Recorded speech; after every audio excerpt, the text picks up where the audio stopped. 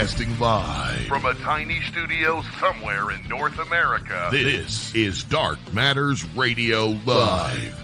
And now I give you your host, the silverback of ufology. Here's Don Ecker. Well, welcome to a brand new edition of Dark Matters Radio, heard exclusively right here on KGRA Digital Broadcasting. It's a pleasure to have you back, and looking at the calendar, good heavens, in just roughly 2 weeks, it's going to be Christmas, which means that this year, 2024, is just about out the window. Well, I'll tell you, I wonder what in the heck happened. It goes so fast. Tonight, we have a special guest, a very good friend of mine, a great friend of the program, Mr. Marc Dantonio. Marc will be joining us. One of the reasons, of course, that he's coming on, one of our co-hosts, Mr. Mark Center, discovered a video that purportedly came from the International Space Station. And this thing is kind of crazy. I believe we have it ready to queue up so we can air it. But this is something that quite honestly is very mysterious.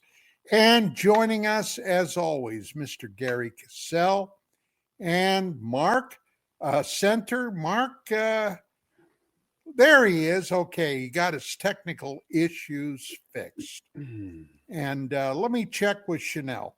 Chanel, do we have that video ready to play?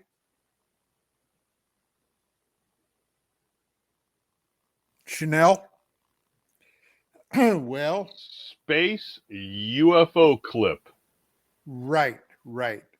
And this was something that when Mark first got it, he said, hey, we've got to get Marc Dantonio on the air to check this thing out. Let us bring Marc Dantonio on. Mark, welcome back to the program, my friend. Yeah, look at this. It's a full house. It's like the best poker hand you could have right here. Look at this. Yeah, it's crazy. Yeah, we got Jerry, we got Mark. How you guys doing? Okay. What'd you think of that video I sent you? I would like to have it played again live so we can comment on it. Right. Right. You know, so I guess we should kind of wait till then. But you know, there is an awful lot of cases right now that are out there. Right now in New Jersey, over the Picatinny Arsenal. Or is it not New Jersey? Was it New Jersey? I think it's Jersey. They have these drones flying around. They're calling them drones.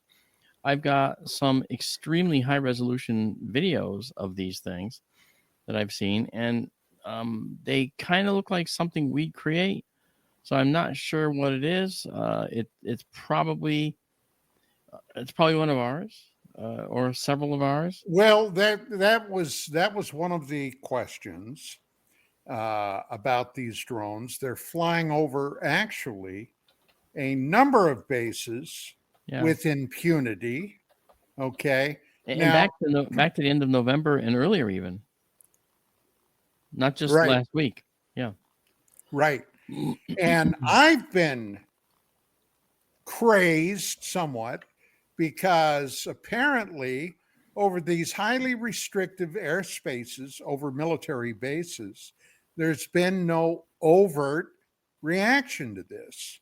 Now, I would have thought that these proposed, apparently these things are unknown, that the military would have wanted to knock one or two of these down just to see what in the heck they were. Unless it was theirs. Well, yeah. But why would they be doing that, especially in light of the fact that it's been so public? Now, there are a lot of things about the military right now. The world is a crazy, chaotic place.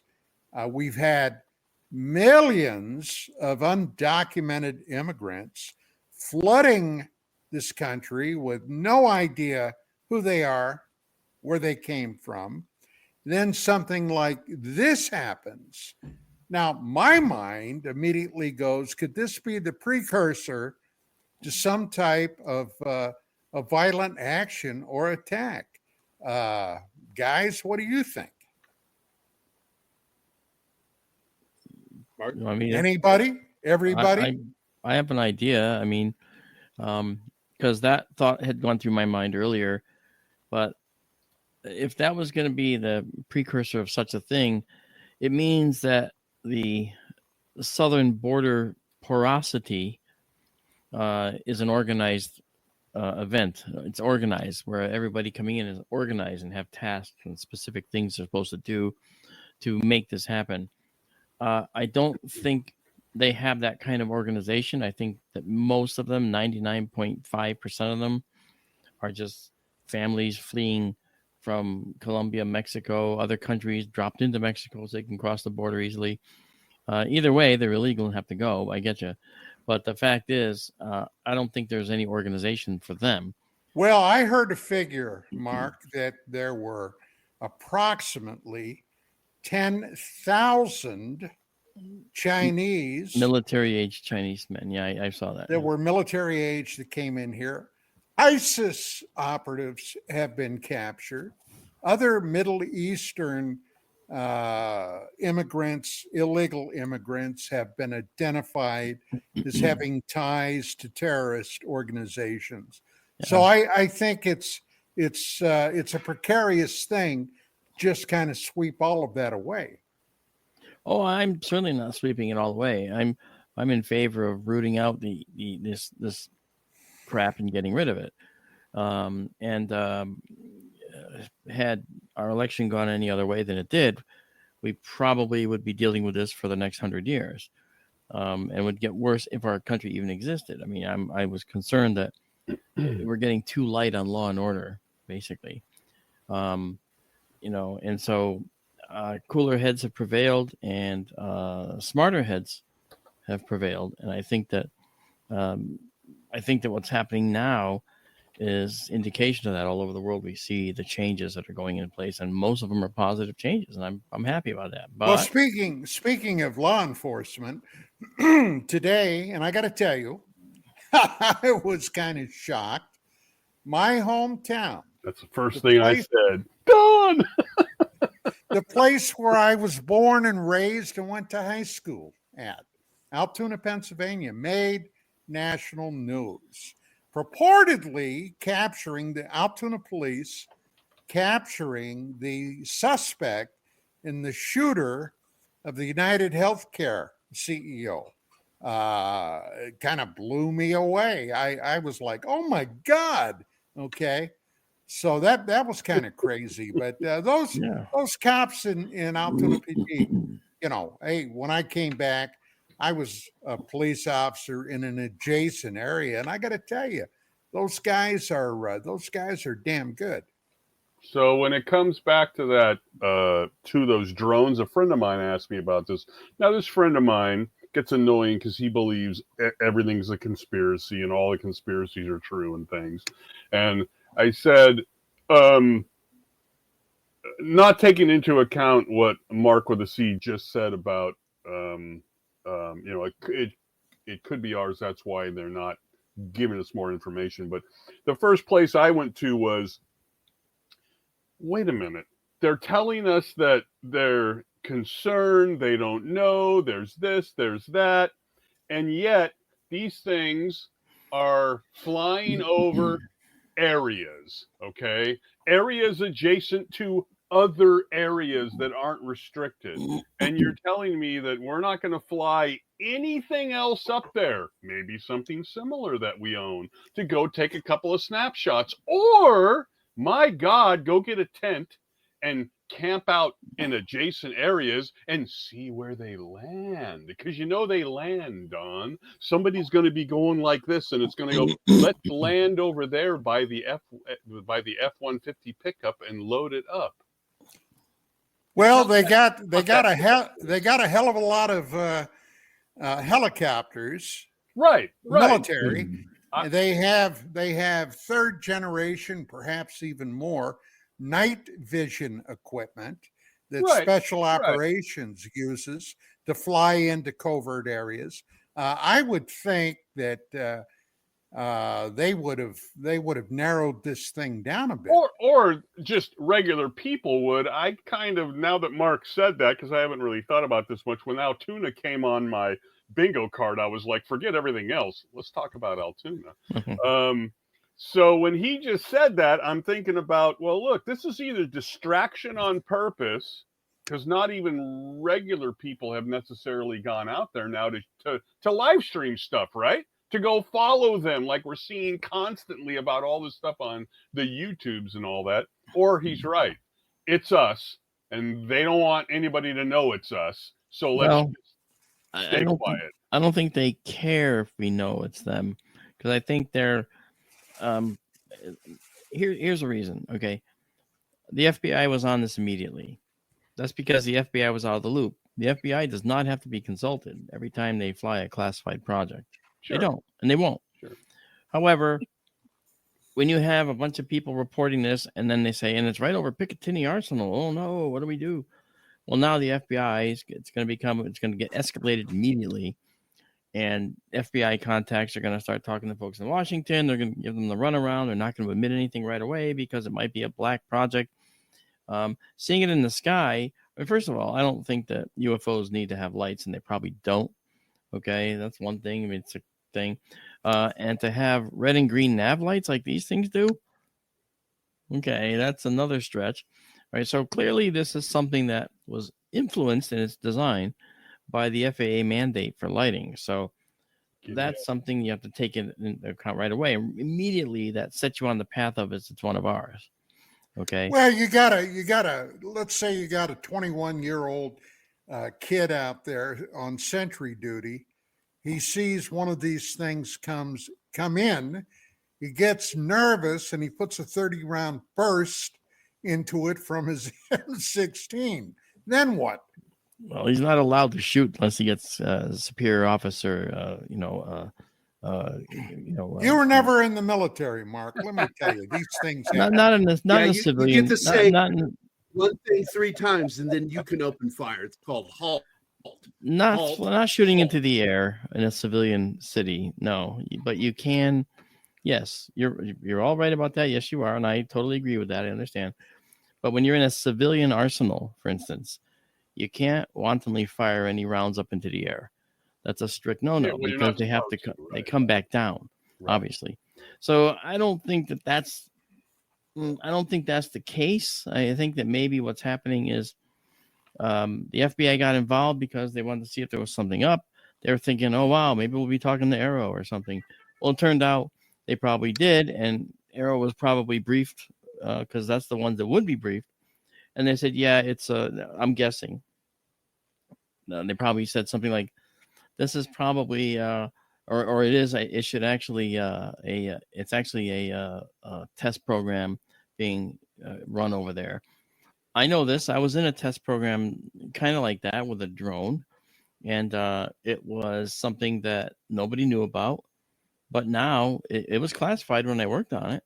Okay, and I was doing it's a Navy project, but now it's not. In fact, the project is canceled. See the little air quotes? Canceled. Yeah. And the project you can look up on Wikipedia. That was kind of cute. Would you do that again? Okay. Laser. But the thing is, freaking laser. Yeah, that's right. Starts on the late. No, too soon. So the project was called Project Cormorant, like the bird, and it's on Wikipedia, and you can read all about it, and see what it was. And we basically, I was making engineering models of it for the Navy here in my cool shop that's all around me in Connecticut, and in that process, somebody was taking pictures of it flying around out in Bayview, Idaho, where they were testing it. The idea was this thing would come out of the water, come up to the surface, spread its wings, fly off the surface like a bird, fly around, do a recon mission, land back on the water, close up its wings, ballast down, go into the missile tube, and go home. So that project it's of course an extremely complicated project. And for anyone that remembers Voyage to the Bottom of the Sea, this was the flying sub. Okay, effectively brought to life. Science fiction became sort of science fact. Well, bottom line was that I got photos of it as a UFO submission from Idaho, Bayview, Idaho, where this was. Nice. And I had to call the program office down in Washington because I was working on the project as a model maker from here. And I was also MUFON's chief, and still am, MUFON's chief photo and video analyst. So I got these photos. So now I got, on one hand, I got this classification project. And I've got. Now be careful, Mark. It sounds like you're following in the footsteps of Bill Moore. Nonsense. Okay. No. So I called the agency down there, and the activity is called, it's a program management or office or service. It's PMS with a number. Always love that acronym. PMS. I worked for PMS 317 and a whole bunch of others. So bottom line was, the office down there, in charge of the activity, said when I told them that I was getting photographs, we called it affectionately the birdie because it was flying around. Kind of looked like a bird. It looked like a malevolent bird, kind of like what Batman would fly. Okay, it was really, really science fiction-y looking. It was actually malevolent looking. It really was. So I told him that people were submitting this as a UFO, and he laughed. I said, "What?" He goes, "That's great." No, I said, "Let me tell you how that'll go. Because if they submit it as a UFO, this guy's going to go back saying, I took pictures of a UFO. Really? Let's go see." And then their friends are going to go and bring 10 of their friends. And next thing you know, you've got 300 people waiting for the next test flight of the birdie. And for all you know, it might do something that you don't want anyone to see yet. And so that's not going to be very good for the program. And it's making people think there's a UFO out there that isn't. So he thought about it and said, "Yeah, you're right. What do you need?" I said, "Just give me an email that says it's one of ours. I'll distribute it, and I promise they'll all go home." So he did, I did, and they did. Okay. Well, let me get this straight. This was a vehicle that was submerged. Yeah, it was out of the water and flew. That's right. You mean like the things that we've been hearing about? Yeah, exactly. Go look on Wikipedia. Look up Project Cormorant, and you'll find it. Okay, Mark's doing it right now. You can see him doing it. Yeah. See the wheels turning. See the smoke coming out of his ears. Yep. He's on his way. Jerry's doing it too. That's one of the big reasons Mark I've is on learned this to show. be more subtle than Mark. He's like this. Yeah. Clickety, clickety, click. Because I have two monitors. I just drag it over to the main monitor over you guys. I can still see you. Yeah. What Jerry fails to remember is that his glasses are reflecting that. Oh shit. No, but so this project, okay, as Mark's probably reading about now, does those things I was just mentioning. And when they say a project's canceled, it could truly be canceled. I don't know. But in general, what it means is a different agency started picking up the charge for it. So the father agency that started it, the founding agency, can say legally that it was canceled. That's right. Genghis knows. This is the flying sub from Voyage to the Bottom of the Sea, dude. Yeah, I know. I told you. That's what it was. I wonder what the range is on that. 460 to 580. And it can go for 3 hours. That's impressive. It could loiter, Let's see here. The ceiling is 35,000 feet. I mean, it's crazy. Wow. The size of this thing is impressive. 44-foot long wingspan. Do they have the capability of carrying a weapons package? Yes, that was another another part of the project that they used it as a recon camera birdie. That was the original intent, and then they thought, well, we can do ordnance But ordnance adds weight, and weight reduces time aloft. Loiter time is cut in half or even a third if you start loading Maverick missiles and others on there and Hellfires and stuff. So they as far as I know, they didn't go down that path. But so very interesting. So yeah, it's a cool package. So when you mention that, look, I need an email, and then the people will go home. And in what way would you play that out with these drones? Because there's probably guys out there now camping out, and they're probably trying to live stream all this, and they're not doing that in this case. I know, and the reason is the Cormorant was one test vehicle, and these are several drones. That's right. Okay, that we know that. So here's what I'm guessing, and it'll be interesting to see what happens. I'm thinking maybe they want people to do this. I'm thinking maybe they want to gauge a public reaction. Not that they get anything from that other than metrics about how it's going to play out. Maybe this is an activity that is meant to follow a psychological path and see what the psychosis is in the general population about UFOs or something. Now, I think. Yeah. Go ahead. No, I was going to say, yeah. I think that maybe it could be one of those things. Could it truly be a UFO? Well, yeah, sure. Except if it was, we would have seen the military mobilizing all around these locations at Picatinny Arsenal, and it has not. Now, what would be your view that I've seen one of the clear ones shot above the head? It had lights on it. You could hear it and all that. But they say it's quite a bit larger than what's available through general channels. It's not like what we're going to be buying off of Amazon and stuff. So what are the options for that? Are there, and I don't know anything about drones, are there groups out there who have the wherewithal to manufacture their own like oversized drones and things? Because they think they're quite large. Yeah, there's drones out there that are that size already. And there is a Dragonfly is one. That's a manned one. You can sit in it. There's another one out there. I can't remember its name. But it's a single seater. They're quadcopters basically. And boy, I'd give anything to fly one of those. They fly like a regular drone. They have obstacle avoidance. They auto leveling. It'll safely land if you lose a propeller. You're going to spin like crazy, but it's going to balance it out. You might throw up in there, but you'll land safely. They also have a parachute. What's the range on those, Mark? I'm not sure what the range is on those.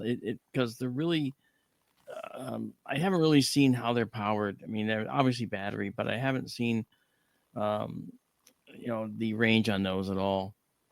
But I'd imagine that all the test flights I've seen are short, so I know that the range is not like. Well, those larger ones, are they only battery, or do they have gasoline or petroleum? Well, the quadcopters are electric that I've seen. All the quadcopters I've seen are electric so far, and they're big.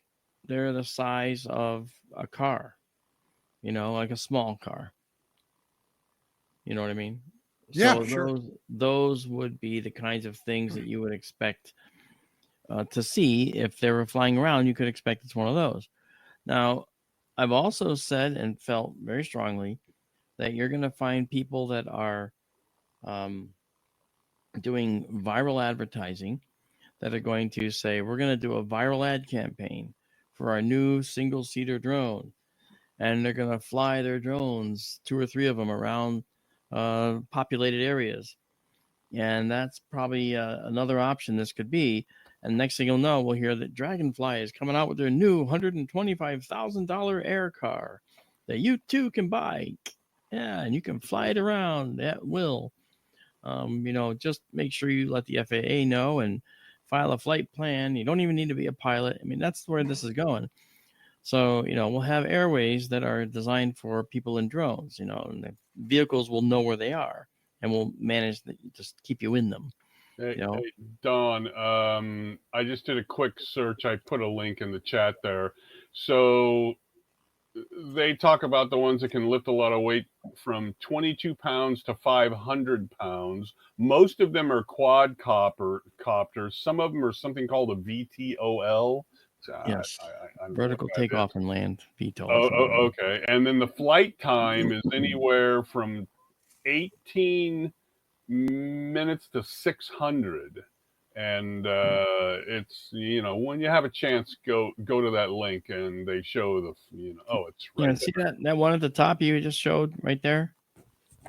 Okay, keep going.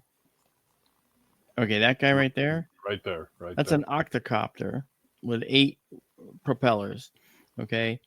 Well, I have a carbon fiber hexacopter back here in my drone racks. And I have an infrared system on one of them. I have one's a film quality one. That's the hexacopter, the carbon fiber hexacopter. Can carry a full size camera, and that'll go for about 18 minutes. And the battery weighs literally 7 pounds of that weight. It's the heaviest thing in the vehicle. Right. Is the battery. So it's lifting its own weight too. And it has retractable landing gear, so the camera's the only thing hanging down. All right.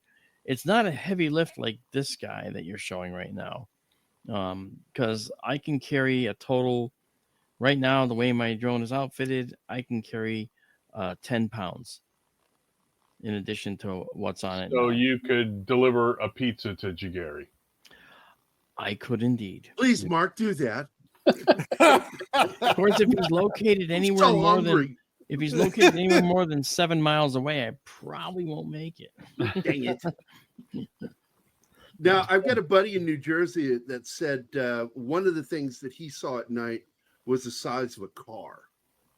Yeah, I mean, the Dragonfly personal, drone that you fly yourself is about the size of a car, a small car like a Volkswagen Beetle. And most of that is the armatures going out with the big propellers. Everything's carbon fiber. And they're really, really beautiful drones. Okay, now that is kind of like what I have. It's a hexacopter. Okay.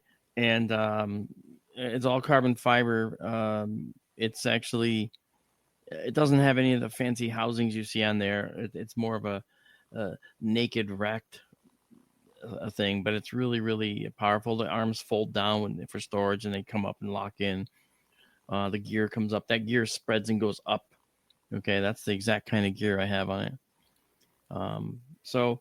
And that unit was about $3,500 just for the basic drone before you started adding all the hardware. Then here we go. This is wow. This is another one that you look at. You notice if you look carefully, you can see that it has propellers that are doing vertical lift on that thing as well.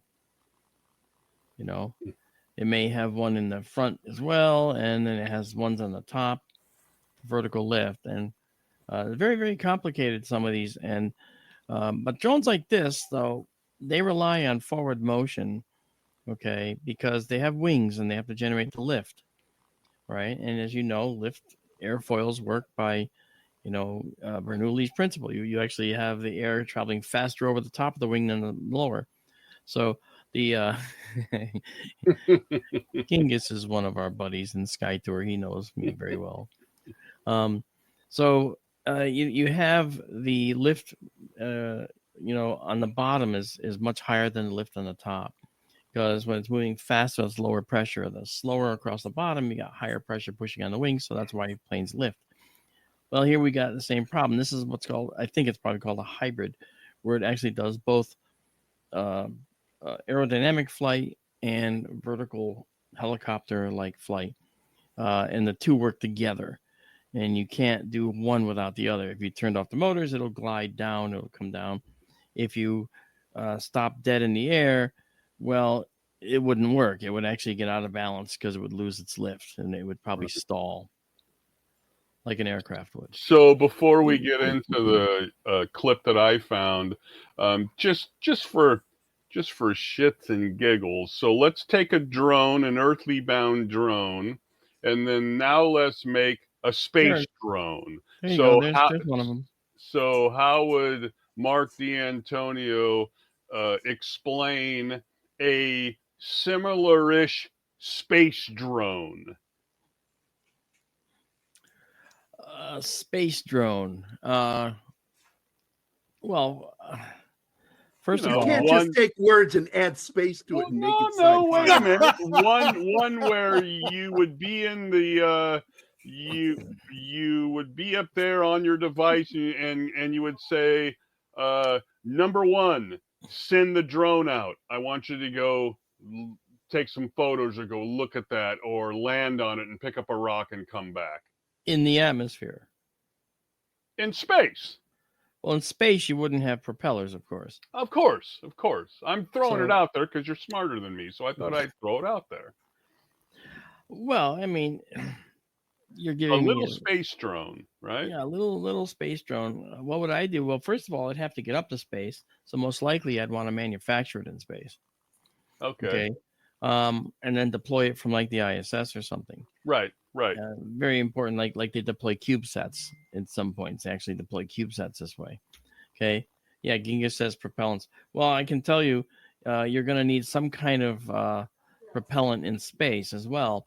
And that propellant's going to end up being utilized and used up. So it has to have a way of replenishing or coming back and docking. So it's most likely going to be a chemical propellant like we have now. Some type of a rocket type engine. Right. There's more. We can do ion thrusters and things like that, but you do want to do it today, right? I mean, like you want to have this thing done in the next 15 minutes or 20 minutes. I'll go out there and pull that panel taut. Something happened. Okay, something like that. Well, to do that, you're going to end up having to have a chemical propellant that will be depleted.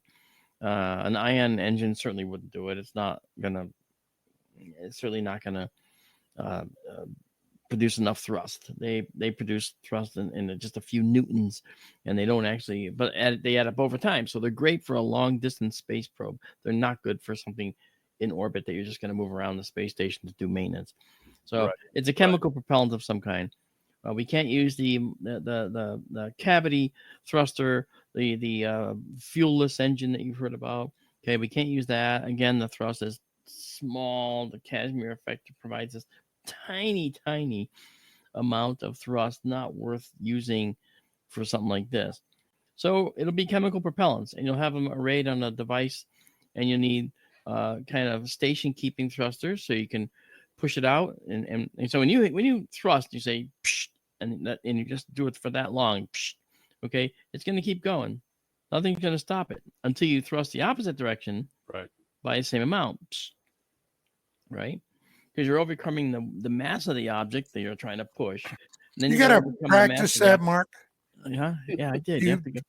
I looked in the mirror and went, shh. No, that wasn't right. I mean, there we go. That's better. That's the right tense. Right. I'm known for visual effects, not sound effects. Shush. Yeah. But that's the thing, right? I mean, I'll relate it to an old video game called Asteroids, if you ever played it. Yeah. You hit the arrow and a button, and now your ship's going. It ain't stopping unless you turn around and thrust the other way. Right. You thrust the other way, and then it starts to slow down and go forward again. Well, that's the whole relative movement quandary that we have when we're navigating in space. And you may not think you're moving, but try one of those spaceship docking simulators that they have out there. There's a few free ones out there. And just dock to the space station and see how that feels when you're working it. When they take in the actual physics, the ship might be drifting 1 millimeter to the right, and it doesn't seem like a lot until you've traveled, 10 meters. And now you're off by this much, going, holy crap, I've got to go this way now. And then you overcompensate. Next thing you know, you crash, blow up, boom, you're dead. I've watched a lot of science fiction. Yeah. And in many of those programs, they have a vessel that docks with another vessel. Yeah. And they usually have a docking bay where you have to put an extension or a tube type thing in there where the astronauts can go from one ship to the other. A tube into the donut. Exactly. That's called a docking adapter in actual reality. Yeah. I thought to myself, my God, that would be difficult, wouldn't it? I mean, holy moly! That's why they move so slow. Yeah. Because when they finally get aligned with the space station as they're thrusting forward, okay, they're getting closer and closer and closer. They're not looking at the opening that they're docking with. They're looking at what's called a docking target. And there's a special camera looking at the docking target. And the docking target has this little crosshair in it. And you don't want to get, off the docking target too far. You want to be dead center. So when you dock, you'll see it go. Well, now the ship over there has docked, and you're just looking at the docking target. As soon as it reaches a certain circle or a certain range, you know that you're docked, and then the clamps will just go and grab on and hold on, and then allow the airtight seal to be engaged, and then you can transfer out, right? But it's all mathematically precise, and when you think about it, the spaceship Dragon, the Dragon capsule, when it goes to dock, that entire process is automated, almost entirely from ground to ISS. It's all entirely automated. You go along for the ride. Well, speaking of the ISS, we have that video ready to play. Yeah. And I'd like to take this time now, Chanel, if you would please go ahead and play that video. And Mark, I'm going to be looking forward to your comments after we. All right, let's delve into this fascinating clip from NASA's live feed taken from the International Space Station. As you watch, a strange and unidentified object makes its way into view. At first, it moves steadily from the right to the left side of the frame. Then, almost as if assessing its surroundings, the object pauses and hovers in place for a noticeable moment. Suddenly, it pulls up and then shoots off to the left at a much faster speed than before. By speeding up the footage and zooming in, you can get a clearer look at this unusual phenomenon. Often, viewers are quick to attribute sightings like these from the International Space Station to common explanations. More often than not, they're space debris or far-off satellites. However, what makes this particular sighting stand out is the object's unpredictable movement. The abrupt changes in direction and speed are what make this so intriguing. Normally, space debris or satellites follow a predictable path and lack the ability to change direction or speed. And this probably goes without saying, but the space debris or satellites, they follow a more predictable path. They don't really have the ability to change direction on a whim. Given these observations, the question remains, what are we really looking at? Officials from NASA declined to comment or give any explanation for this. Nevertheless, it's a good reminder that space holds vast mysteries.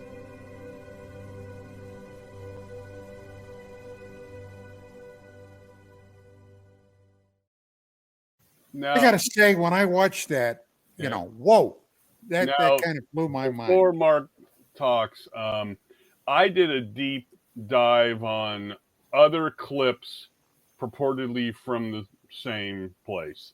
And some people told me, who I sent this out to, there's no numbers, there's no counters, there's no this or that. And I found more likely there isn't any of that stuff at all. And I actually found some stuff that looked almost exactly the same as far as the curvature and all that.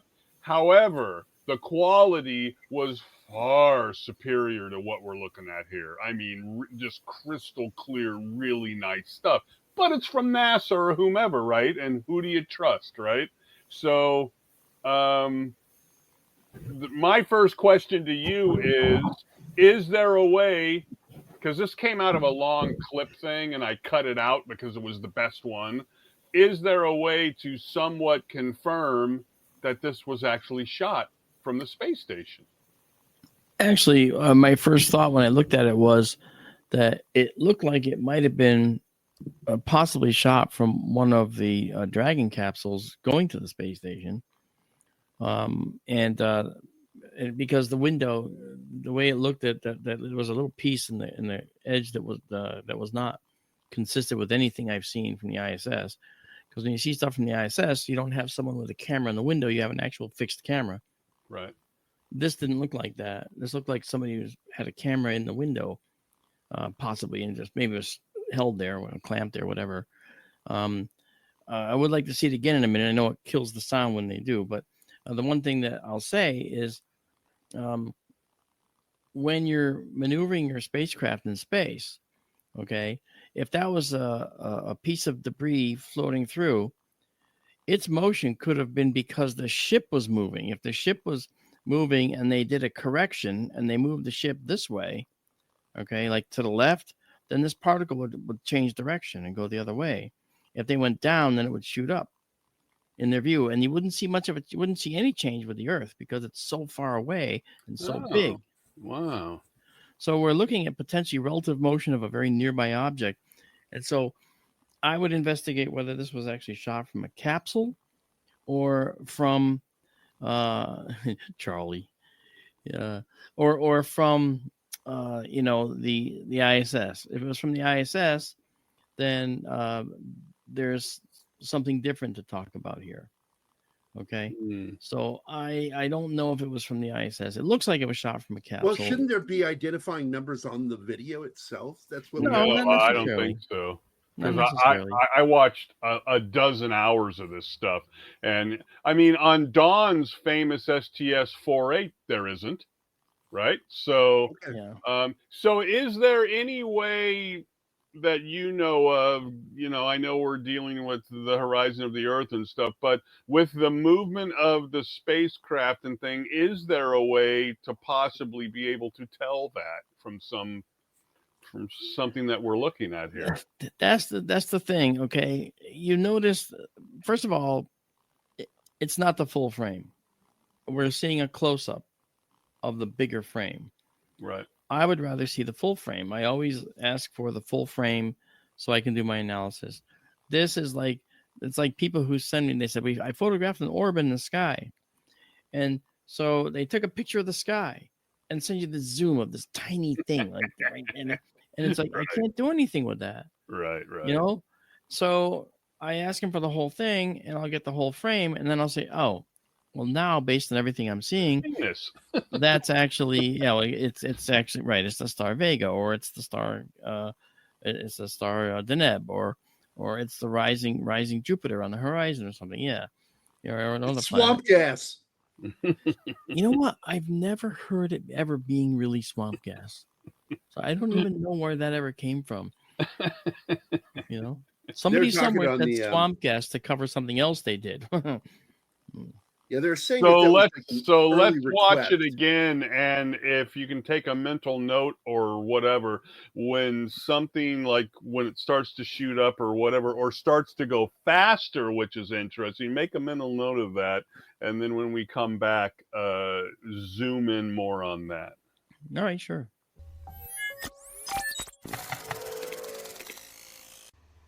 All right, let's delve into this fascinating clip from NASA's live feed taken from the International Space Station.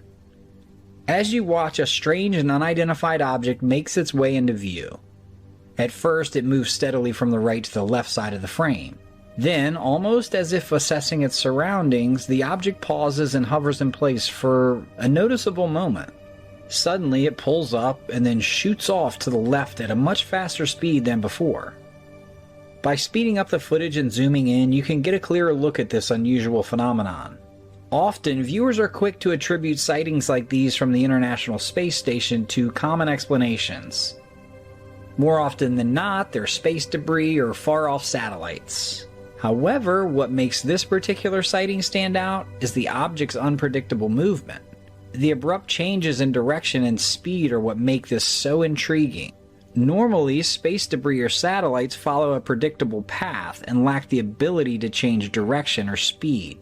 And this probably goes without saying, but the space debris or satellites, they follow a more predictable path. They don't really have the ability to change direction on a whim. Given these observations, the question remains, what are we really looking at? Officials from NASA declined to comment or give any explanation for this. Nevertheless, it's a good reminder that space holds vast mysteries.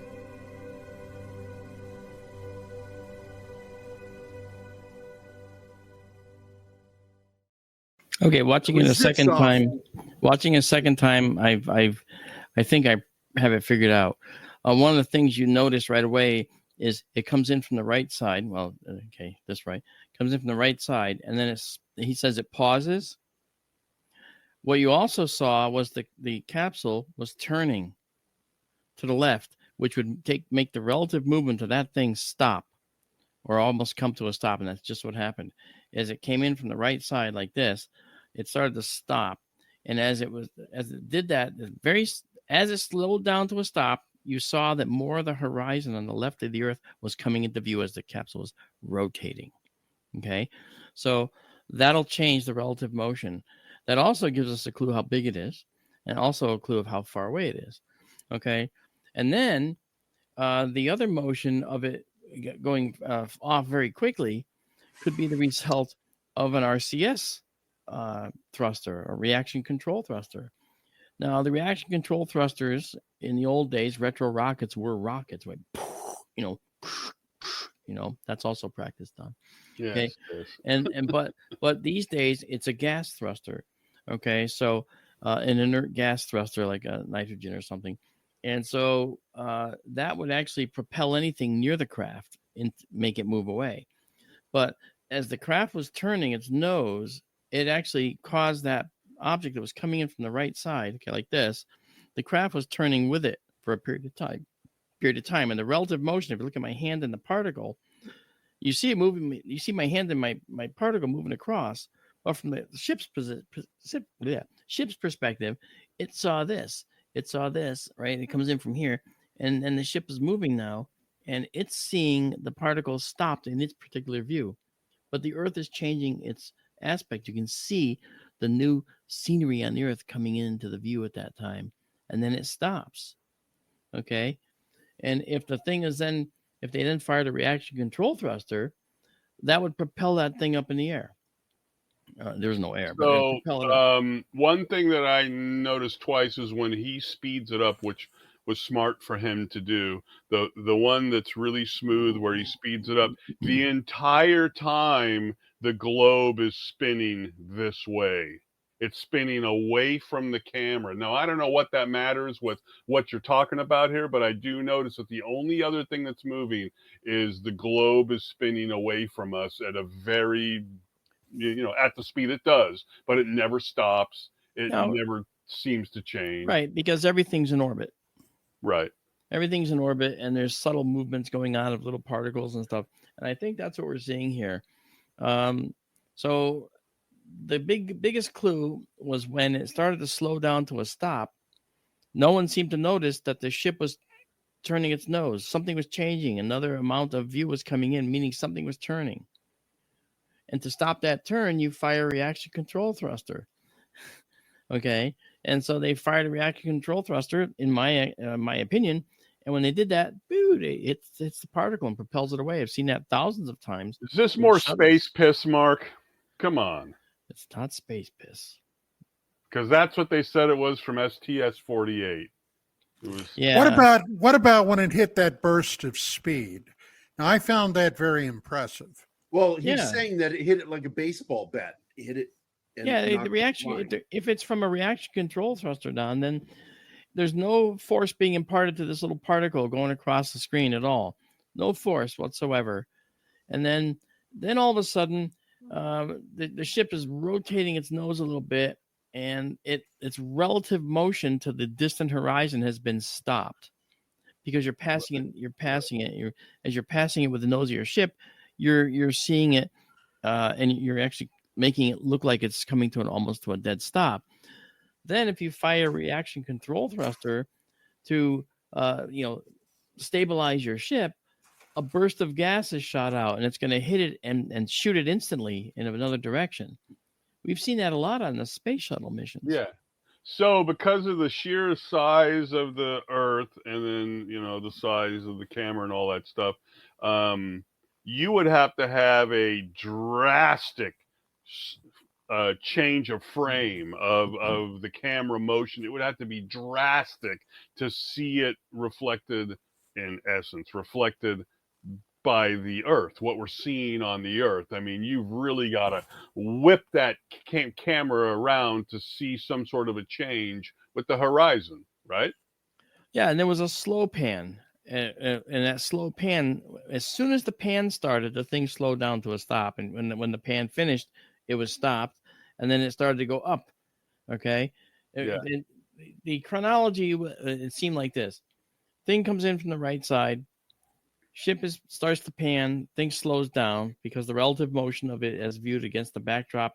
Okay, we're moving the windows of the ship too as we're turning. Right. And so our relative view is that this particle is now looking like it's stopping. Then as we get to the point we have to get to, we fire the reaction control thruster, and a bit of that material goes shooting up. That piece of debris goes shooting up, and you notice that the panning stops. The ship is no longer turning. So I think that those events are all intricately related. So you basically come down that this is simply a mundane thing. Isn't that nothing suck? extraordinary? It sucks big time, and the show's over. See ya. Yeah, that's it. Okay. All right, guys, thanks for coming. Well, look, you know what? I have a feeling that people would rather have an explanation that is well thought out, even if it turns out to be wrong at some point, than to have everything be no explanation. No, I would. Yeah, exactly. I mean, You're kidding me. You're mad at me because I think it's mundane. Don't do that. No. Look, when regardless of what you might think about Mick West, when he was the first guy to come out with that light reflection that Lou released and came out with the apartment, with the GPS, with the apartment itself and where they shot it from, we need stuff like that, right? Just like this. We need stuff like this. So no, it's great. I mean, it's a fascinating piece of footage, right?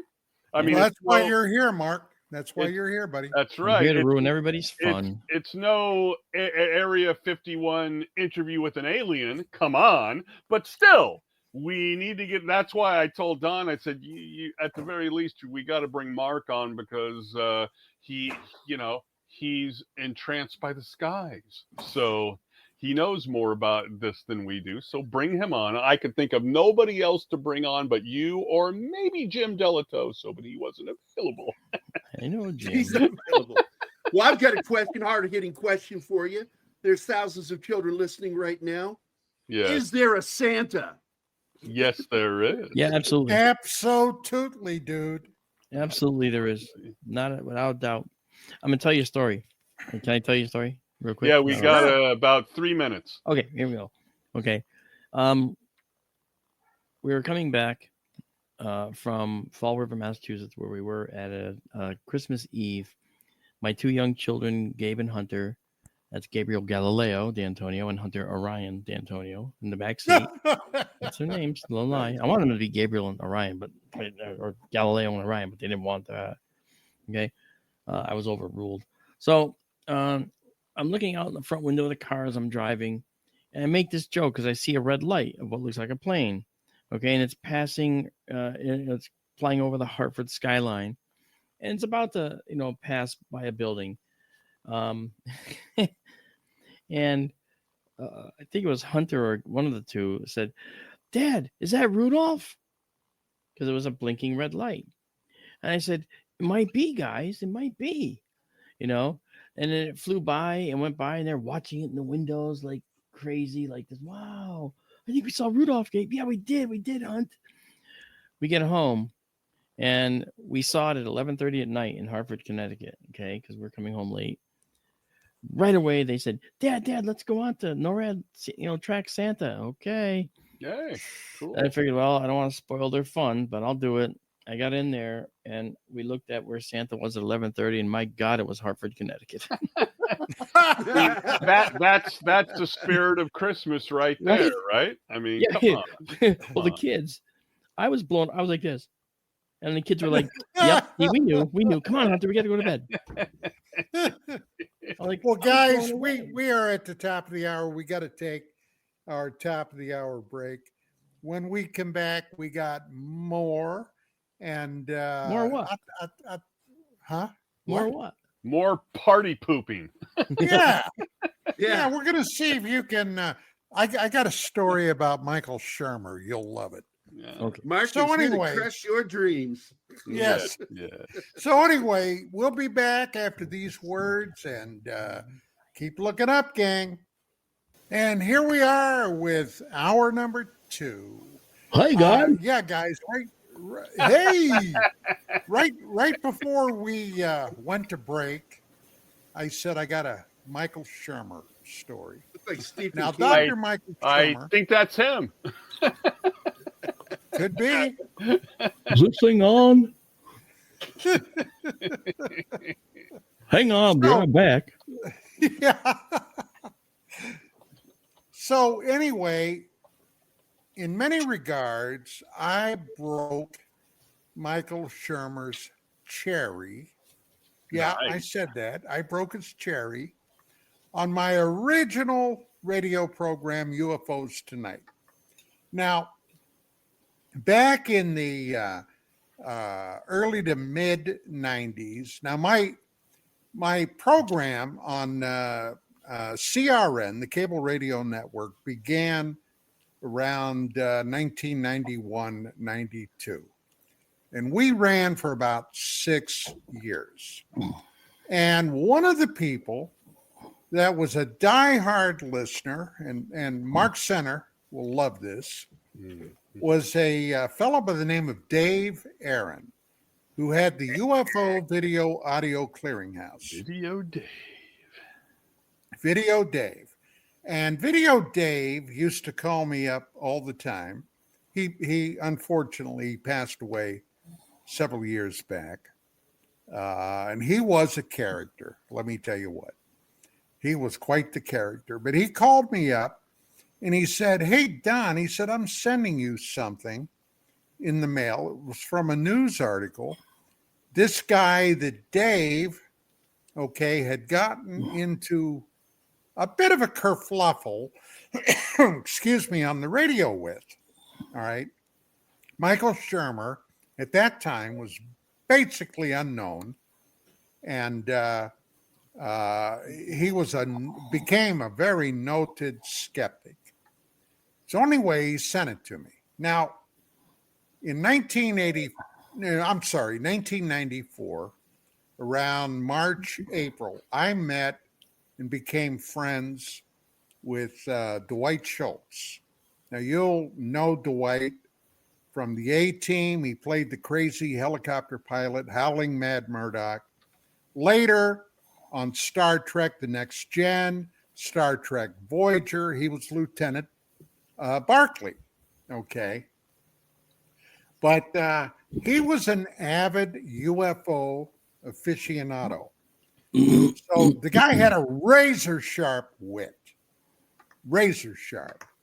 And we really hit it off. And I invited him. I said, "Hey, how would you like to come in and sit in on some of these shows as a co-host?" Well, he grabbed it. So I got this thing from Dave Aaron about Michael Shermer. He was here in Southern Cal. So I said, I'm going to call him up and see if he'd like to come on the show, be interviewed. Well, he did. Before he came in, he was a publisher of a magazine, Skeptic magazine. And he sent me a copy of the magazine to take a look at. Well, it was just about Christmas time. And he had, and now I got to admit, it was kind of tongue-in-cheek, but he wrote an article in there on why Santa Claus was basically impossible. Okay. And he talked about Santa making his flight around the globe, delivering toys to all the kiddies, and how fast he would have to go, and what would happen when he went through the atmosphere at these speeds, that the reindeer, the sled, Santa, everything would turn incandescent and be gone. So we got him in there, and the first thing he said to us before the show, He said, "Hey guys," he said, "this is a UFO show, and I got to tell you, I really don't know that much about UFOs, so please take it easy on me." Okay. This is what Sherman. So, we did. We had a show. We had a lot of good nature, good humor, fun. But the first thing I did was lambast him about that Santa story. I said, if kids read that, Michael, you're going to crush them. Well, and I mean, come on. What's the point? Are you that hard up to write something? Come on. Well, anyway, it was funny. But later, he became very well known. He appeared on just about every show where they would have a pro and a con UFO thing. But I haven't seen or heard practically anything from Michael Shermer since about December of 2017. And that's, of course, when the whole UFO field blew up with Harry Reid and the Nimitz Battle Group and all the UFOs, Lou Elizondo, Project Unidentified, all that kind of stuff. So, anyway, I don't know what he's doing. He's on YouTube. He's got, what do you call a vlogcast or a podcast. They all seem to be the same now. But yeah, he's still out there. He's still there. Yeah, I did a show called It's All Right to Be Dwight. So say again, it's all right to be Dwight. It's All Right to Be Dwight was. His wife thought so. Yes, she thought so. So just a little off to the side here, if any of you folks out there have not watched, because it has to do with Santa, if you haven't watched Fat Man with Mel Gibson from 2020 with Walton Goggins, you have to watch Fat Man.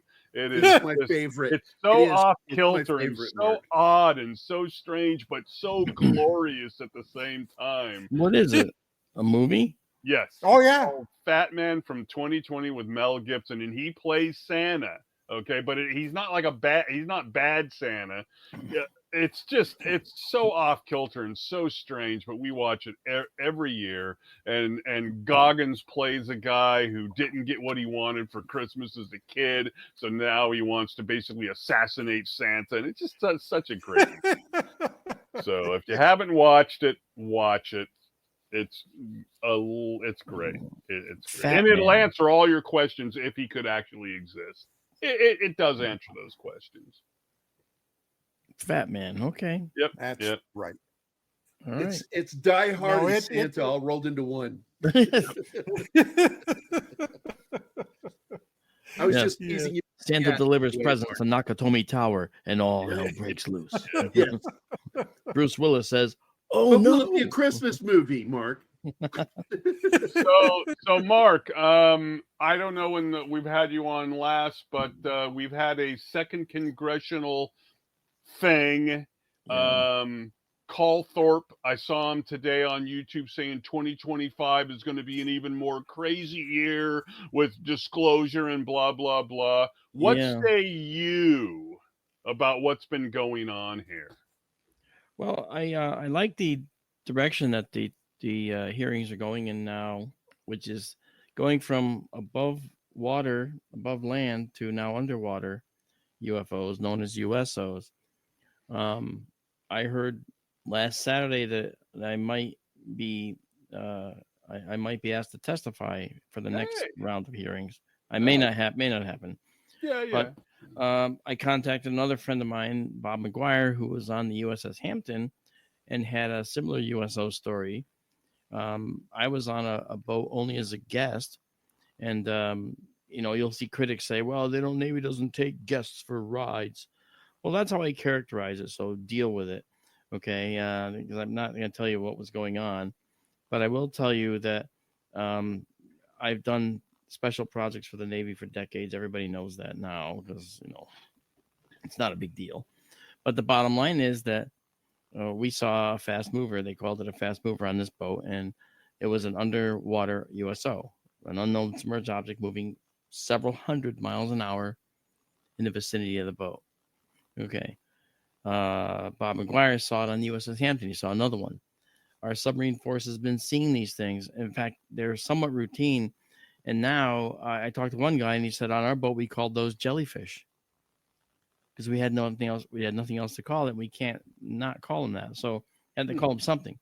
So bottom line is that going down the USO path is really important because I've been trying for a long time to put together an expedition, a team somehow to go out and put sensors in the ocean to actually look for these things. I've been talking to Ben Hansen about this in the past. We kind of touch on this now and then. Ben's actually coming to Connecticut. He'll be here tomorrow, no, the 11th. And so we're going to be talking from the 11th through Friday. So kind of cool stuff. I just think that it's important to handle that side of it too, because based on, for instance, the lecture I just gave Saturday to the Connecticut chapter of the Mutual UFO Network, that was a talk that's very, very popular all over the country where I give it, and that's on interdimensional travel. And interdimensional travel of alien beings is something that is probably how they're doing it. And the nice thing is, when we look at how they move in the sky, where they go zoom, zip all over the place, making 90-degree turns, people say, no human could withstand those forces. That's correct. And I'm going to add to that, no alien could withstand those forces either. They're not actually going really far and really fast in these 90-degree turns. They're not. All that's changing for them is the scenery outside their window. Okay? They're just traveling from point to point to point and not traveling in the space in between them. So, and if you think of having a bunch of discrete points to here and then to here, they're going ding, ding, ding, ding, ding, ding, ding, ding. So to them, they're just popping in these different locations. It's the same ship. And the way they travel is not by going in a straight line with engines that push them along with thrust. They're traveling interdimensionally. So they pop out of our 4 dimensions, go into this 5th dimension. It's actually a well-known dimension. It's postulated in Randall Sundrum 1 string theory called the bulk, right? Like bulk produce. And then they pop back in to the 4 dimensions at a different place. So I'll give you an idea. This bulk is warped, right? It's very, very highly warped.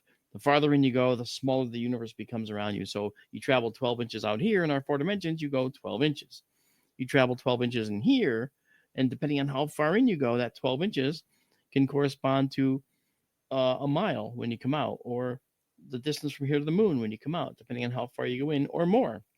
So they mastered that, and that's a dimensional shifting technology that is actually sort of within our reach, because the particles that we would need to harness to do this are things that CERN just was able to find using their Atlas detector on the Large Hadron Collider. They're called Kaluza-Klein gravitons. Now, I'm not going to go into the quantum mechanics side of things and all those fundamental particle stuff, which I do in the lecture. It's all layman's terms, but it's really a whole talk in itself, because it sets up the foundation. The high executive 30,000 foot summary is they travel interdimensionally. They travel from our 4 dimensions into the 5th, where there's no limitation on how far they can go when they pop back out. They could go in. Let's hit a bit more mundane target, Mark, because I'm truly interested in your take on this. I have felt, and hey, well, Mark, I've been doing this for many, many years. Yep. The UFO thing. And I got to be honest, before 2017, December, with Reed, from Nevada, basically opening, to an extent, the Pandora's box of what the hell's going on with UFOs.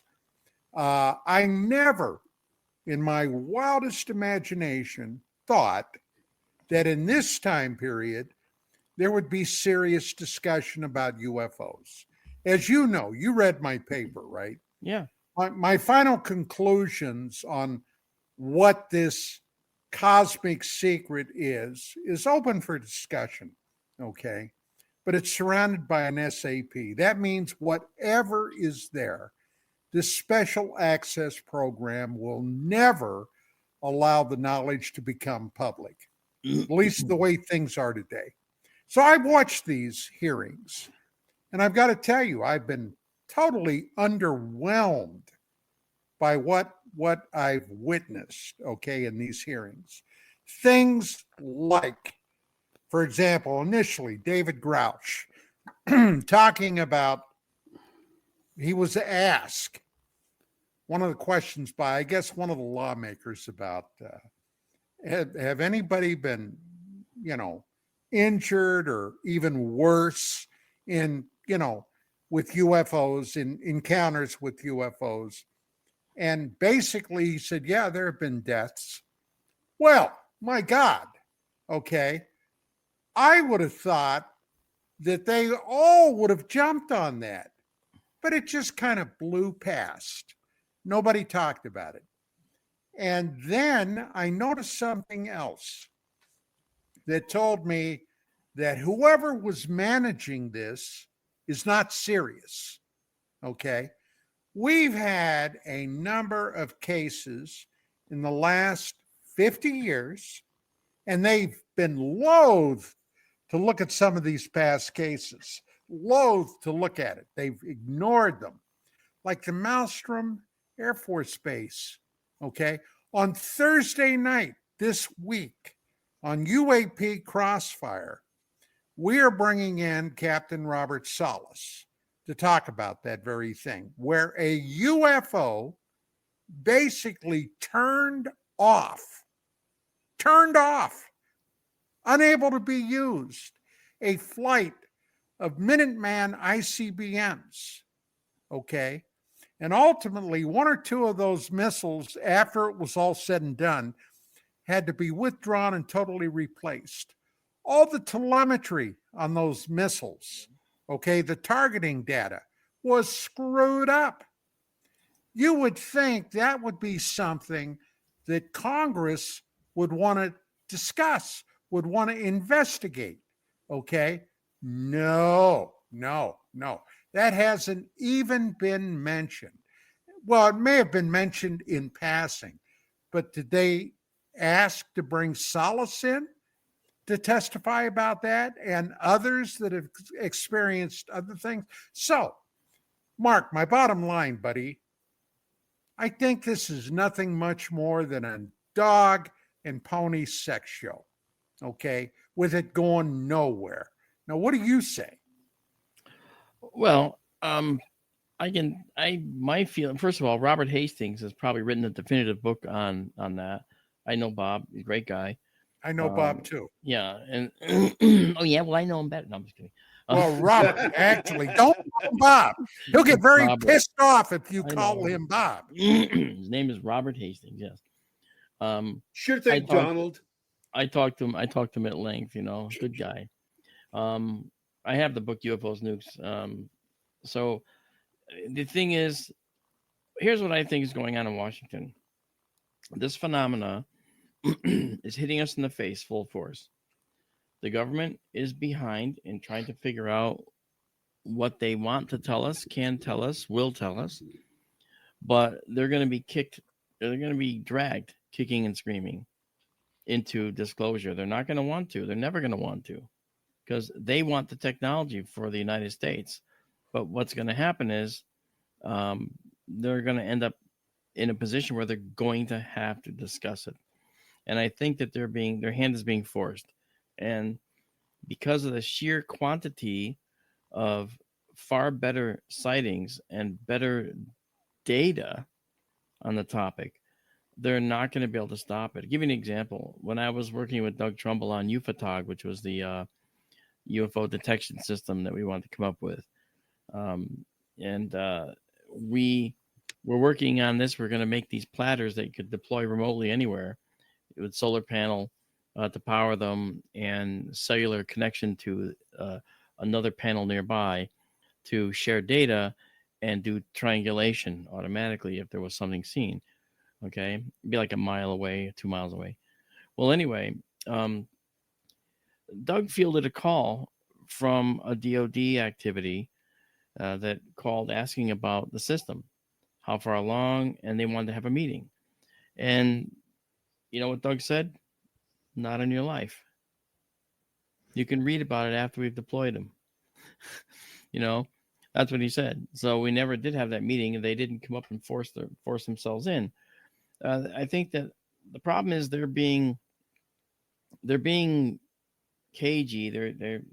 They don't want to really be heavy-handed about it with the population that's exploring this question, because they don't know if we're going to become an ally to them or not. We could be their biggest ally or their biggest headache, and they'd rather we be an ally in trying to keep the secret, wink, wink, okay, or an ally in trying to help them with technology that they can't develop on their own because there's just not enough of them to do it, and the government labs are already doing other activities for billions of dollars. This isn't on the radar. So, but it's becoming something that's on the radar, and I tend to think that they're going to have to, sooner or later, they're going to have to just cave and say, okay, here's what we know. When Grush did his thing, and Graves and Fravor, I was taken by the fact that here we have three folks that are exposing the fact that we have been keeping secrets from you, and that we are in possession of certain things. And I found it interesting too, because Grush was saying some things, just to give you an example, to me, that he could have read about and not actually experienced. And he probably did. And I'm not sure. He didn't go into enough detail, but unless he has more detail than he's letting on, like he said he was, I did not see anything in his testimony that he couldn't have gotten out of a book or from searching on the internet. Okay. But saying that there are, EBE bodies somewhere, and he can't talk about it unless they go into a skiff and have a classified session. Well, that's a big deal, actually. And I looked at the post-skiff meeting interviews with senators and so forth that came out, and to a letter, they all said, effectively, there's something going on here. There's really something going on here. Holy cow. I never thought there was. So, yes, they're still keeping stuff from us. But why it's classified has, I don't think, anything to do with who they are, meaning alien. Okay, that's not why it's being classified. Well, what I think is classifying it is the technology used to uncover this. That's the big thing. What technology do we have to see through their technological veil that prevents us from interacting with them? We have that, apparently. And that's why for almost 40 years, it's been obvious that if there's one group of visitors from off-world coming here, and it doesn't really matter to me personally if they're interstellar or interdimensional, okay, they're alien, all right, but there's more than one group that's coming here, and not necessarily are they all friendly toward Homo sapiens sapien. Or Would each you other. disagree? Or each other, of course. See, I think you're right, and but keep in mind, when I was talking about the interdimensional, I don't mean they live in another dimension. That's just how they travel. Right, Okay? right, sure. They're from our universe, okay, potentially from our universe. And here's the thing that gets me, and I go back to an argument I had with my observatory director when I was getting my astronomy degree. I said to him, I think it's a populated universe, which became the title of my book, The Populated Universe. And the reason was, we're carbon-based beings. The carbon is the most flexible atom in the entire periodic table. It can bond with more things than anything else. It's very, very suitable. Not only that, it's exquisitely suitable to support all the many different changing bonds that have to occur in order to maintain an individual. Okay, we're symmetric on left and right, bilateral symmetry. We have radial symmetry, pentamerous, starfish, five-sided symmetry, and so on. Symmetry is based on DNA, which every creature has. So I said, we have all this. Therefore, that seems to be a template that's provided by the universe, by the very nature of the fundamental elements that are created in the universe. Carbon is the fourth most abundant. Oxygen is the third. So we really have a ton of this life-building material already in the universe. So, and that's when he said to me, get back in the observatory and leave Captain Kirk to us, right? That I've told you that before, but that's what he told me to do. And then I went on to study exoplanets and planets around other stars because I felt that there was life elsewhere. The bottom line is carbon-based life is going to use oxygen. Okay, that's the key. That's why they're here. Why can I make such a statement? I can make it because if you're a carbon-based being, fourth most abundant element in the universe, most likely you're going to be carbon-based. That makes me a bigot. I'm sorry. Okay, then you're going to utilize oxygen in order to build up energy in your tissues and make your metabolic processes work. So therefore, any civilization out there that has reached a technological level to start looking for other creatures like themselves, and they will, for reasons I'll mention, they're going to look for oxygen in an atmosphere of a planet. And if they find it and it's not dropping and it stays constant, like on Earth, then that shows that it's life that's producing it and not a simple chemical burst, a geological outpouring that lasts a short time, and then the oxygen drains back out of the atmosphere and bonds with iron compounds in the crust and so forth. That's why Mars is red, for instance. Okay, so here on Earth, we have this constant supply of oxygen, and any civilization looking for other life is going to look for that. And we stand out like a brilliant blue blazing beacon. I've said this many times. And, it's not like we're hard to find. The Transiting Exoplanet Survey Satellite, TESS, which was up there, it was looking at all these candidates for exoplanets. What was it doing? It was looking at a 96 degree by 24 degree wide field and looking in there and looking for planets that have stars around planets around the stars in that giant field. Okay, all those stars at a time it was looking at, and we're newcomers to the cosmic stage. Our civilization's only been here for about 4 million years, going back to Lucy, Australopithecus afarensis. So that means that we are neophytes, new babies. Okay, we're babies not even out in of the cradle universe. yet. Yeah, that's right. We're not even out of the universal cradle. So the truth, what this means to me, is that our planet is a blazing beacon, and anyone up to 2 billion light years away can see that, because that's when oxygen started forming 2.5 billion years ago in our atmosphere. And it's pretty much stayed the same ever since. So therefore, civilizations that far away could have technically known we're alive and that we're here and that there's life here once they start looking. And I mentioned that thing about looking for other civilizations. Why would they look? It's because another quality of life, another characteristic that every life form has on this planet is, and you have it, okay, I have it, it's called curiosity. Every single creature is curious on this planet. That's embedded in the genetic code somewhere, to when you see something interesting, go check it out. Dogs go sniffing, not to see if they can eat it, but like, what's that? What's that? Oh, what's that? What's that? Yeah, they're driven by different forces, of course. But the bottom line is every creature's curious. So maybe that's a template too that the universe creates. And maybe other life forms are going to be carbon-based life forms that use oxygen are going to be curious as well and have DNA of their own. And so therefore, they're going to start looking for life other than their own. So it all seems to fit together to me. And I welcome dissenting opinions, of course, but, I just think that this makes sense. So I think that there's going to be a lot of life forms here because we stand out.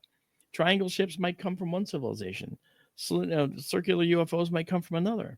But they've all found the same technology to get here. And that technology is this interdimensional travel. And it goes to why the UFOs are around. UFOs are around because they're particle accelerators, and they're generating these particles that take them into the fifth dimension. This is all part of the Kaluza-Klein hypothesis. And I think that that's the only way they can be here. And Avi Loeb just said, just a few months ago to a year ago, he literally said, I believe aliens travel interdimensionally. So he's probably talking about the same thing. So, well, there's the whole wormhole thing, and that's the same thing, isn't it? Isn't No, it creating a wormhole, making a hole in the fabric of time and space? no, this is different. See, a wormhole is within our four dimensions in the construct. That's called an Einstein-Rosen bridge, and it has to do with a conduit that takes you from one place in our four dimensions to another place in our four dimensions. It doesn't take you out of our four dimensions. Okay, if you want to go into this fifth dimension, okay, what you would see, literally, if this glass of water was going into the fifth dimension, it would literally look like it's shimmering. It would change colors, and then all of a sudden my hand would be like this, and it wouldn't be there anymore, and it would truly be missing. It wouldn't be there. You'd watch it vanish right before your eyes. A true magic trick, true invisibility type thing. But in the physics world, okay, it's not really a magic trick. It makes perfect sense. It goes from the four dimensions into a fifth dimension, and then pops back in at another location.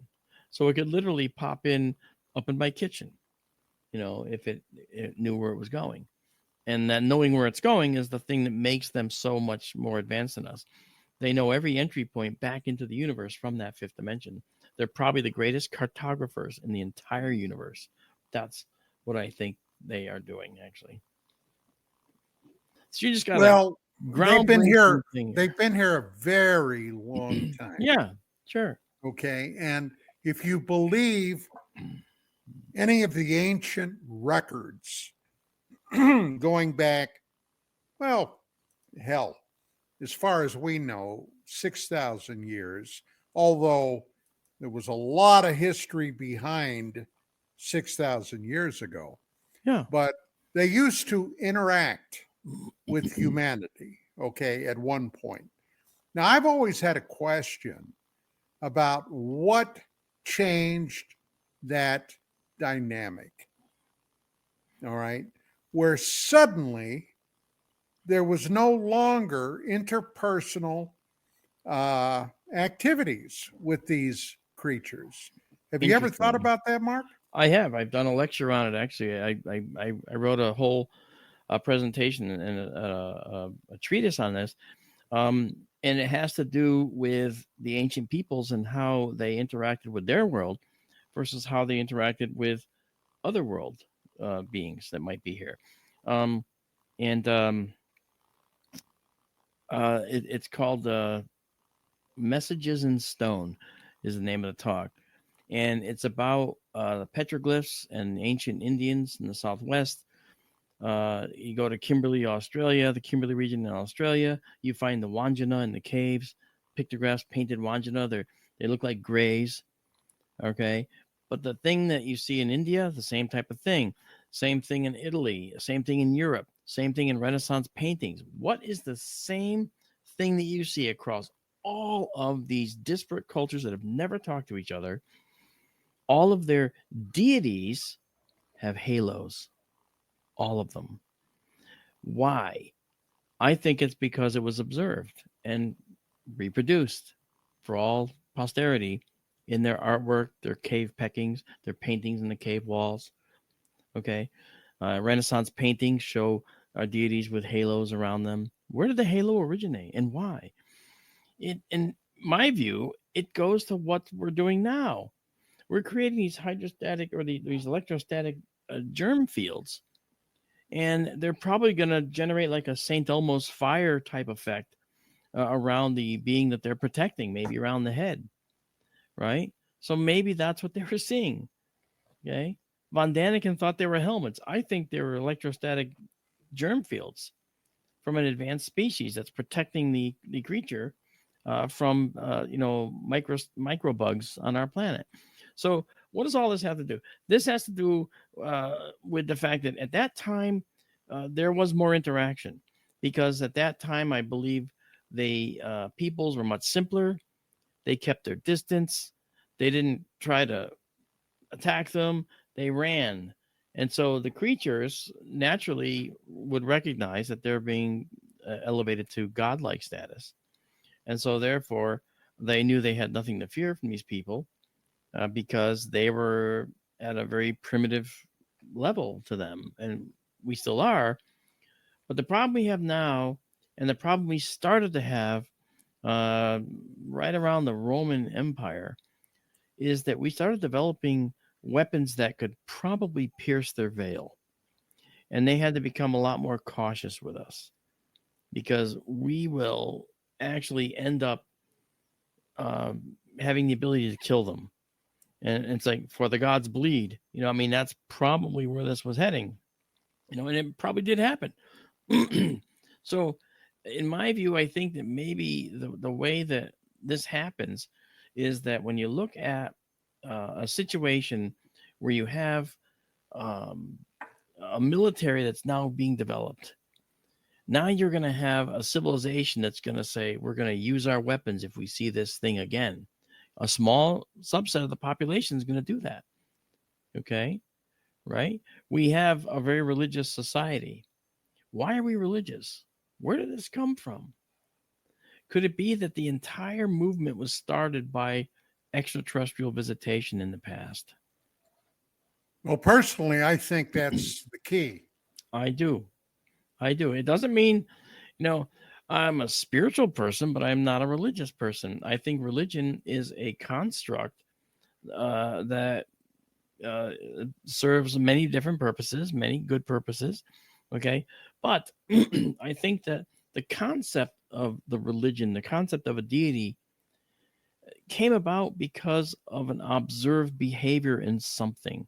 And I think that observed behavior was visitors that may have had electrostatic germ fields. They called them halos. They reproduced them. The Wandjina in the caves, the alien looking, the gray looking creatures, they had halos. Okay. Now the atoms and the periodic table are the same throughout the universe. The capabilities are the same. Every civilization will probably have discovered fire. Every civilization will have discovered, the chemical energy. They will have discovered the nuclear era. They would have gone through their nuclear era. Some might have destroyed themselves because of it. Some might have weathered it, like we will probably weather it, get through it, and make our way to the fusion era. Well, the jury's out on that, Mark. I know. I'm very positive. Okay. But we'll make it into our fusion era. And when we get to the fusion era, then the universe will open up to us. We're using the radio thermal isotope generators, the RTGs, to power the Curiosity rover on Mars and Perseverance and so forth. Okay. Those last for years and years and years and years. Okay. But their fuel will deplete. The James Webb's going to have to be, refueled as well. Not a nuclear fuel, but it's going to have to be refueled, and they're working on ways to refuel that too. Okay, because it has certain thrusters to help keep it oriented a certain way. Okay, so the bottom line is, all of our technology that we're creating now has the capability to pierce the technology veil that any alien visitors might present in front of us. Okay. And whereas they could have been hiding with impunity before, that's like us going to the Yukon now and the elk know we're behind the blind. Okay. And the elk will say, there's humans back there. We know that. Yeah, they approached that on Star Trek a few times. That's correct. And Gene Roddenberry was very, very, he was very prescient about some of these concepts with Star Trek. And, so that obviously there's a book, Everything I Ever Learned About Life I Learned from Star Trek, blah, blah, blah. Yeah. Great book, fun book. But the truth is that, our science fiction does often become science fact. And the moral lessons we learn, it's like a Star Trek episode or whatever, are real lessons we need to learn as humans. But again, what about aliens? Aliens don't necessarily have our morality, and we dare not assign that to them. We dare not say to the people of Earth, oh, don't worry, aliens are benevolent. Really? How about this? They're indifferent at best. Indifferent. You're not going to make a friend out of a gray, and he's going to come over for dinner. Okay. And if you fall down and go boom, he's not going to pick you up and help you brush you off. No, that's not in their mind. We can't project that onto them. We can't project that on them. Okay. We have a unique morality. Now, maybe the universe creates morality too, a morality. That's possible. But here on Earth, we know there were civilizations that didn't have much morality. Correct? So that's a nice to have, but not a must have. Well, looking at the United States in the last 15, 20 years, morality is a concept that we seem to have lost grasp on. We've lost a little bit of that, but you know what? I'll stick to extraterrestrial for now, right? But the point is, we can't project our morality on a potential extraterrestrial species because we don't know how they really think. We don't know how they're made. Now, when I say made, I think that a lot of the creatures that might be here might not be the actual creatures. I think they might be biological robots made by the original species in their image. We're doing that now. Boston Dynamics makes robots with 2 legs and 2 arms and a chest and a belly and a head, and they have them stacking boxes. Dexter. Well, God help us when they give them AI. All you got to do is go back to 1984's The Terminator to see where that probably could end up. Yeah, that's right. I'm a Terminator. That's what I do. Exactly. That's right. So partially, I guess what you're saying is that some of it's being hidden and will continue to be hidden because they don't want us and maybe them to know about the technology we have now to pierce the veil.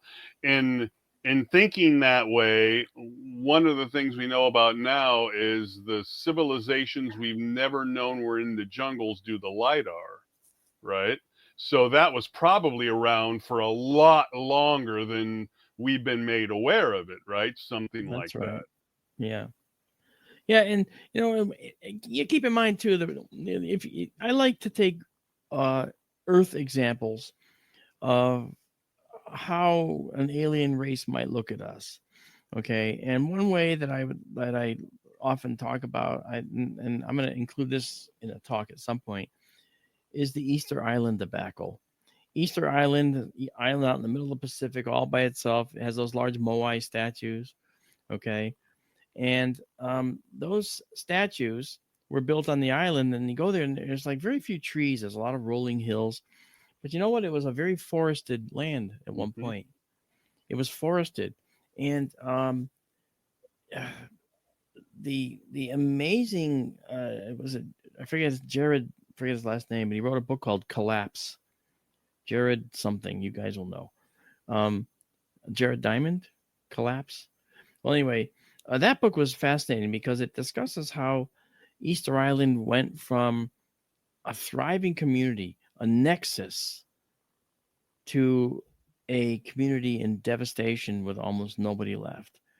And I look at it as a microcosm example of what can happen to the earth if we're not careful. Okay, all the trees were harvested to make sails to Chile, okay, and other countries. And visitors from Chile brought disease to the island. They broke into warring factions and decimated each other, okay? And then there was a few left. There's still original islanders there now, but they are a blend of all the others that were there in the past. Yeah, there's no separate groups like there were in the past, warring factions anymore. There's not enough people. So the island has been reduced to a nice place to go visit to see giant statues. And the giant statues were rolled on logs to their positions and erected. Turns out there were much more to them than they thought. There's bodies underneath the ground, underneath the heads, which is kind of interesting. And they're on the shoreline looking out into the ocean, not facing in, but looking out, as if supplicating the gods to save them and bring their world back to them that they were losing. Just a very depressing way to go. And it took all these many years for that island to decimate itself through visitation, through self-centeredness, and through war and disease. And so it stands as an example of an isolated Earth in the middle of an ocean of stars to me. And that's kind of how I view Easter Island. I view Earth as the Easter Island of the universe if we're not careful. The visitors being aliens, Yeah. I could not agree with you more. I think oh, thanks, man. This is something that but most people, Mark, are so concerned with their day-to-day existence. I mean, you look at some of the, just in this country, the cities, how basically societal norms are breaking down. Crime is rampant, et cetera, et cetera. I could go on for a long time about that. But I've often thought to myself, all you would have to do is one time go to a dark area, set up a telescope, and look at the sky and see what might be there. That gives you an entirely new concept. You know, I have an 8-inch Schmidt-Cassegrain telescope, and when the when the string of pearls hit Jupiter, back in '94, Shoemaker-Levy 9 comet. Yep. I watched Jupiter. I could see those big black smudges. Yeah. And I told my wife, I said, do you realize that any one of those, if they were to hit the Earth, we'd be history. That's right. it. Gone. Yeah. Major extinction. Yeah, you're right. And for many reasons, like you're talking now, to bring this awareness, that's part of the reason that I founded that SkyTour live stream remote observatories that we're doing. You know, and thank you. Remote observatories are a way for people who can't see the night sky from a city or whatever to join and see what's up in the sky over their head that they just can't see. If you go to it's skytourlive.org, skytourlive.com, we are a nonprofit company. We changed the nonprofit status because it's great for us. It helps us because we want to be able to educate the world and bring science to the masses, in a way that's just never been done before. And it's hard to do this remote learning thing, for a lot of people. But if you have YouTube at your disposal, then you got it. YouTube, Rumble, etc. So it's really cool. Oh my gosh. Thank you. Yeah, that's it. Okay. And you see, people can click donate now and donate to us. And they can email me. They can call us. They can do donations if they want. We have a few, people that like to do that. And every image you see in here, we took, there's the comet that just came through that on that right there. That's comet Tucson Atlas that we shot. That's our all sky view with our all sky camera. Okay. That we have. That's the Andromeda Galaxy. And so we have an online database of thousands and thousands. We give away equipment too. Thousands and thousands of people that watch. We also have an online database of observations that go back to 2021. And that's only because we couldn't put all the ones from 2017 in here. Okay, because that's just so much work. But if you look, what we're trying to do is we're trying to bring people into the astronomy world. We're trying to bring them into the world where they can actually see what's hidden over their heads from their light polluted cities. So on many streams, we give away binoculars from Celestron. You probably have a Celestron 8 that you're talking about. You said an 8-inch Schmidt-Cassegrain. Okay. We give away telescopes. We give away night vision systems, although that's coming. Okay. And we also give away SkyTour swag. We have a store on Etsy, and we have 50 different types of things. We have mugs. We have boxer shorts, for crying out loud, that have nebulae on them. It's really cool. I have sneakers that have it. Socks. I mean, no, wait a minute. Is that from the Marvel universe? The Avengers? No, the nebula, the cloud of gas out in the universe that's glowing red or blue or whatever. Grow up, Don. Okay, I'm just asking. Asking. I do like the Marvel universe, Mark. I'm sorry. I mean, that's all right. I like it better than the DC universe. Let's put it that way. I will say yes. So Hey, so the bottom line is that this is what we do, and we're trying to bring science to the masses, guys. And that's how we do it. So with all of your efforts there, what is your betting odds on us both seeing something horrible coming at us or not seeing something horrible coming at us? Well, in Siberia, they just had an asteroid strike that they didn't know was coming. So we're not good at seeing the small things. We're really good at a little better at seeing the big things, like Apophis. The asteroid Apophis is going to pass about 20,000 miles from us in 2029. Okay. It's like 1,600 feet in diameter.